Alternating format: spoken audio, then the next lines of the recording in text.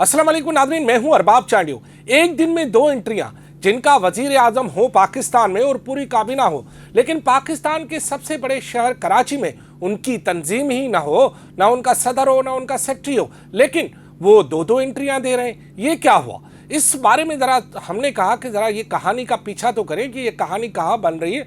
हमने भी गोता लगाया तो पता चला कि यहाँ तो कुछ और भी चल रहा है। सिर्फ एक दिन में दो एंट्रियाँ नहीं है, यानी सुबह प्रेस कॉन्फ्रेंस, शाम प्रेस कॉन्फ्रेंस। इतनी मुतहरिक मुस्लिम लीग नून हो कैसे गई?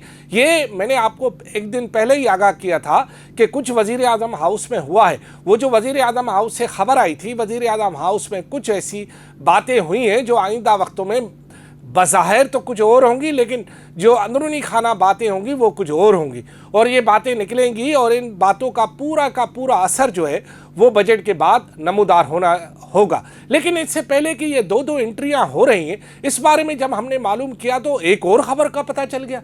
वो ये ख़बर पता चली कि पाकिस्तान पीपल्स पार्टी की जितनी भी मुखालिफ जमातें सिंध में बसती हैं, मुस्लिम लीग नून ने यह फैसला किया है कि एक तंजीम की जानिब से एक कमेटी बनाई जाएगी, और ये कमेटी तकरीबन 5 रुकनी होगी। ये कमेटी जो है आपको आने वाले दिनों में पाकिस्तान पीपल्स पार्टी की मुखालिफ जितनी भी तंजीमें हैं उनसे राब्ते करते हुए नज़र आएंगी, और वो एक नए इताद या एक नई सूरताल की तरफ या एक नए हमांगी की तरफ जाएंगी। अच्छा, ये तो अपनी जगह पर, लेकिन ये जो मुस्लिम लीग नून है, ये मुस्लिम लीग नून जिसके मैंने आपको बताया कि वज़ीर आज़म उनका, लेकिन कराची में तंजीम ही नहीं है। हालांकि ये दोनों एंट्रियां बग़ैर सदर की कैसे हो गई, ये भी एक सवाल है। दो एंट्रियां हो रही हैं, गैर मुतहरिक तंजीम की दो एंट्रियां कराची में हो रही हैं। एक तरफ वफाकी वजीर प्रेस कॉन्फ्रेंस कर रहा है, एक तरफ जो है वो जो वज़ीर आज़म से मुलाकात करके आए वो प्रेस कॉन्फ्रेंस करें। दोनों प्रेस कॉन्फ्रेंस में मुस्लिम लीग नून के सदर नहीं है सिंध के, बशीर मेमन साहब शरीफ आदमी है।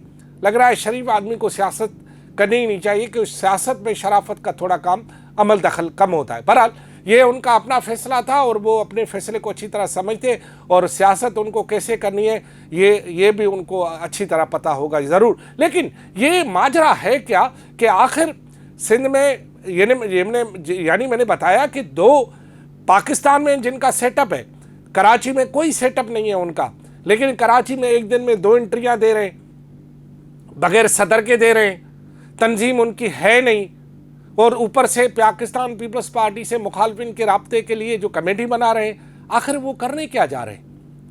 असल में मामला ये है कि मुस्लिम लीग नून को सिंध में एक स्पेस देना है, और ये स्पेस देना ताकतवर हलकों का भी एक, यानी उनकी भी आशीर्वाद उन्हें हासिल होगी कि मुस्लिम लीग नून को सिंध में स्पेस देना। अच्छा, स्पेस तो है ना, क्योंकि ये जो बेजारी है, ये जो धरने मरने थे, ये मैंने पहले ही कहा था कि केनाल अपनी जगह पर, या जो कोऑपरेटिव फार्मिंग है ये अपनी जगह पर है, लेकिन जो लोगों की बेजारियत भी है वो भी अपनी जगह पर है। लोग बेजार हैं तमाम उन तंजीमों से जो कि मुसलसल हुक्मरानियाँ करती आ रही हैं, तो लिहाजा लोग उससे भी तंग हैं। वो लोगों के तंग होने के असबाब मैं इंशाल्लाह कल या परसों आपको बयान कर दूंगा कि असबाब क्या हैं, क्यों लोग तंग होते हैं और क्यों तंग होने को जा रहे होते। लेकिन इससे पहले कि मैं वापस आ जाऊं अपने मौजू पे कि मुस्लिम लीग नून आखिर चाहती क्या है, मुस्लिम लीग नून चाहती ये है कि सिंध में वो एक ऐसी एंट्री मारे जो कि माजी में मुख्तलिफ वक्तों में उनकी एंट्रियाँ मर चुकी हैं। यानी मरने का ये नहीं, मैंने मार चुकी हैं एंट्रियाँ,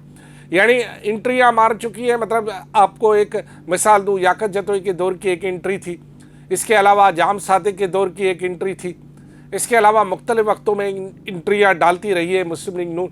तो मुस्लिम लीग नून का ये ने शायद किसी तरह से ये सलाह मशवरे कर लिए हैं, और लाजमी बड़े ऐवानों में ये सलाह मशवरे हुए होंगे, और शायद वफाकी काबीना के कुछ वज़ीर भी इस सोच के हैं कि अब बहुत हो गया, और मुफाहमत की पॉलिसी मरकज़ी हद तक ठीक है, लेकिन सिंध के हद तक पीपल्स पार्टी से मुफाहमत की अब गुंजाइश शायद उनके पास नहीं है। तो इसीलिए अब वो एंट्री देना चाह रहे हैं सिंध में, और एंट्री देने के लिए ही एक दिन में दो दो प्रेस कॉन्फ्रेंसें कर रहे हैं। और दूसरी जो बात मैंने आपको बताया कि सिंध अमूर के एक जो है उनकी भी एक अपॉइंटमेंट हो रही है मुस्लिम लीग नून की जानिब से, और वो भी जल्द नोटिफिकेशन आ जाएगा, और बजट के बाद जो है असल खेल शुरू होगा।